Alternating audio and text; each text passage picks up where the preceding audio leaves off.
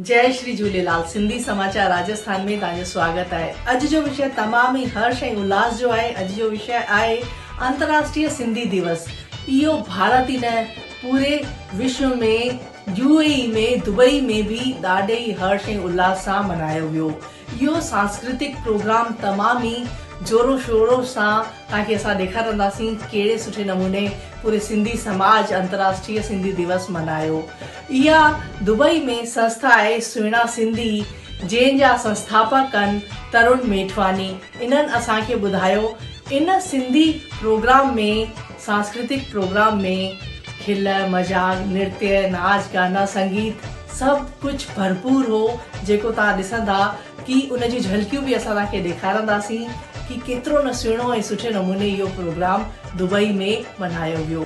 UAE में Dubai जा संस्थापक तरुण मेठवानी, जेकी संस्था जा अध्यक्ष आहिनि, संस्थापक जा अध्यक्ष आहिनि तरुण मेठवानी, इन्हनि ॿुधायो कि इन में सभु सिंधी हिकु थी करे हंसी मजाक नृत्य सांस्कृतिक प्रोग्राम कंदा आहिनि। उन में सभी सिंधियुनि जी भागीदारी रहंदी आहे ऐं सभु जोर शोर सां इन में भाग वठंदा आहिनि ऐं हिकु थी करे इन प्रोग्राम खे इन स्तर ते खणी वेंदा आहिनि ऐं आए ॾींहुं वक़्त सां असां इहे प्रोग्राम कंदा रहंदा आहियूं।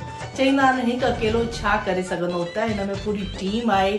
इन में नीता नरियानी जेके आहिनि, इहा हिकु समाज सेविका आहे ऐं तमामु ई सुहिणा सुठा कम समाज हेतु कंदा रहंदा आहिनि।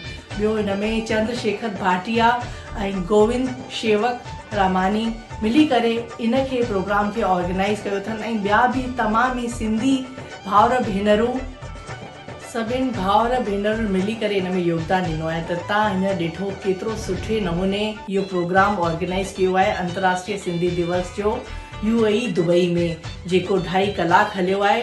त तहे दिलि सां इन्हनि सभिनि खे चवंदा आहिनि कि एतिरो सुठो सिंधी दिवस मनायो वियो ऐं अपितु भारत ई न पूरे विश्व में मनाए रहिया आहिनि। त अहिड़ा प्रोग्राम अॻियां बि थींदा रहंदा, असां तव्हांखे इन सां अवगत कराईंदा रहंदासीं। जय श्री झूलेलाल।